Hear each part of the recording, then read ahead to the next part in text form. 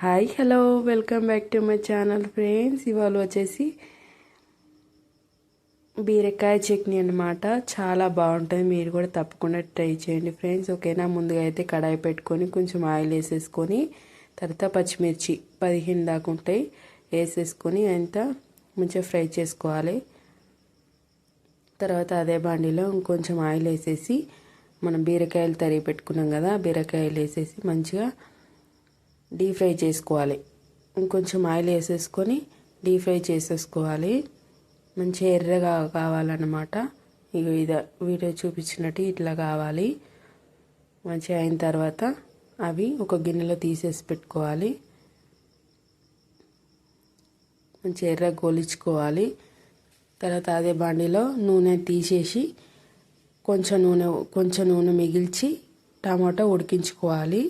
తర్వాత అందులోనే గుప్పెడు కరివేపాకు రెమ్మలు వేసేసుకొని మంచిగా ఉడకబెట్టుకోవాలి. తర్వాత మిక్సీ జార్ తీసుకొని అందులో మనం ముందుగా ఫ్రై చేసుకున్నాం కదా బీరకాయను, మిర్చి, అలాగే కొత్తిమీర, వెల్లుల్లిపాయలు, మనం టమాటా కూడా మంచిగా ఉడకబెట్టుకున్నాం కదా ఆ మిశ్రమం వేసేయాలి. తర్వాత అందులోనే జీలకర్ర, ఉప్పు వేసుకొని మంచిగా మిక్సీ పట్టుకోవాలి.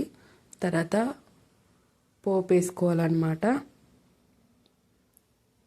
నూనె వేసేసి జీలకర్ర ఆవాలు వేసేసి ఎండుమిర్చి, అలాగే కరివేపాకు, అలాగే పసుపు వేసేసి మంచిగా పోపు పెట్టేసుకొని ఆ చట్నీ ఇందులో వేసేసుకొని కలిపేయడమే, అంతే ఫ్రెండ్స్. చాలా అంటే చాలా బాగుంటుంది, మీరు కూడా తప్పకుండా ట్రై చేయండి ఫ్రెండ్స్. ఓకేనా, మన వీడియో కనుక ఫస్ట్ టైం కనుక చూస్తున్నట్టయితే తప్పకుండా లైక్ చేయండి, షేర్ చేయండి, సబ్స్క్రైబ్ చేయండి ఫ్రెండ్స్. ఓకేనా.